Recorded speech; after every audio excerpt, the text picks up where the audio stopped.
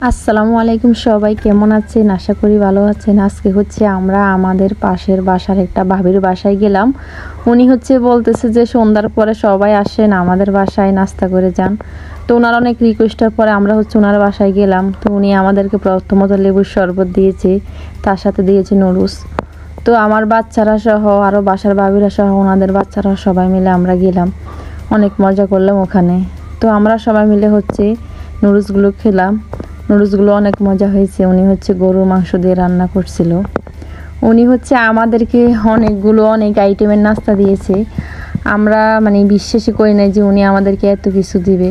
এগুলো খাইতে খাইতে আমাদের অবস্থা একদম খারাপ। তার মধ্যে আমি দেখতেছি যে উনি নিজের হাতে কাগজ দিয়ে অনেকগুলো ফুল অথবা ঘরের মধ্যে সাজানোর জন্য অনেক কিছুই বানাইছে, এগুলো দেওয়ালের মধ্যে লাগাইছে। তো আমি এগুলো একটু ভিডিও করে নিলাম।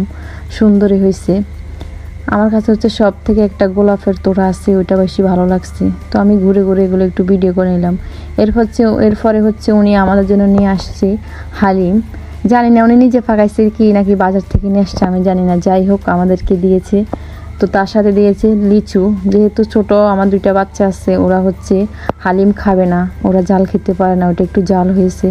তো ওরা লিচুগুলো সবাই মিলে খেতেছে। আমার বাচ্চারা লিচু বেশি পছন্দ করে। আর এই কিউট বেবিটা যে বাসায় আমরা গিয়েছি ওই ভাবির, এর একটু পরে আমরা সবাই মিলে হালিমটা টেস্ট করলাম।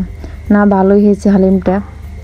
তো আমার মেয়েরা এটা খায় নাই, আমরা সবাই মিলে খেয়েছি। এটা আমার সাথে যে ভাবিটা আসছে, ওনার ছেলে আর ওনার মেয়ে, ওনার দুইটা বাচ্চা মোটামুটি বড় হয়ে গেছে।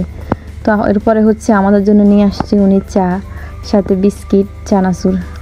তবে আমি চা অতটা বেশি খাই না, অত বেশি না। তো মিষ্টি একটু কমই খাই। তো উনি মিষ্টিটা একটু বেশি দিয়েছে, তো আমি এই জন্য খাই নাই। তো আমার মেয়েরা চা অনেক পছন্দ করে, তো ওরা খেয়েছে। আর এটা এই যে মেয়েটাকে দেখতে পাচ্ছেন, এটা মেনিলা। আমরা আমাকে আন্টি ডাকে। তো আমরা দুজনে অনেক দুষ্টামি করি। তো এখানে নাস্তার পাখি একটু দুষ্টামি করে নিলাম সবাই মিলে। এরপরে উনি নিয়ে আসছে আমাদের জন্য ফুচকা, সাথে টক। তো আমি দেখতেছি টকটাকে এরকম। তো বাচ্চারা চানাচুর খাইতেছে। এই দিক দিয়ে আমি ফুচকার মধ্যে একটু টক দিয়ে ফুচকাটাকে একটু ভালো করে টক দিয়ে নিয়ে নিলাম খাওয়ার জন্য। তো আমি বিসমিল্লাহ বলে আগে টেস্ট করলাম। ফুচকা যেহেতু আমরা মেয়েরা একটু বেশি পছন্দ করি, তো সবাই একটা একটা করে নিতেছে ফুচকা, সবাই খেতেছে। আমার ছোট মেয়ে জালও কিন্তু খেতে পারে না, ও বেশি লিচুটাই খেয়েছে, অন্য কিছু খায় নাই। এই দিক দিয়ে আমি দেখতেছি মেনিলা কীভাবে খাইতেছে। ও ফুচকার ভিতরে টক নিতেছে, নিয়ে একদম বড় করে হা করে একদম গালের ভিতরে দিয়ে দিয়েছে। এদিক দিয়ে ওর ভাই বলতেছে ও মনে গরু খেতেছে, একদম যত বড় হা করছে। তো একটু দুষ্টামি করে নিলাম, ও হাসতেছে, আমি ওকে ভিডিও করতেছি। এই দিক দিয়ে আমার বড় মেয়ে চার মধ্যে চুমুক দিতেছে, আর দুটা ফুচকা হাতে নিয়ে বসে আছে, খাবে না কিন্তু তারপরও হাতে নিয়ে বসে আছে। এরপর একটু পরে উনি আমাদের জন্য নিয়ে আসছে চটপটি।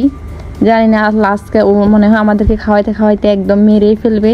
একটার পর একটা নিয়ে আসছে, তো আসছেই। এরপরে উনি নিয়ে আসছে আমাদের জন্য একটা সবজি তরকারি, সব কিছু মিক্সার করে এটা বানানো, যেটা আমাদের গ্রামের ভাষায় এটাকে বলে হাসুন তরকারি। কে কি বলে জানি না।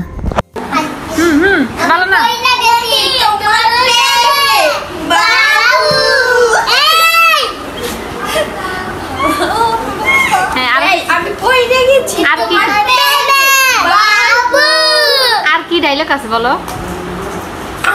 ফুল নাই তো, নয়তো বলতাম। ফুলটা তো ছিঁড়ে ফেলছে, একটা কদম ফুল ছিল। হ্যাঁ, বাট এই যে জায়গা দেখো, ডর্টি জায়গা। ধরো এটা দিয়ে বলো, এই নাও ফুল, এখন আমাকে প্রপোজ করো বাবু। বলো আই লাভ ইউ। উপরে দাও।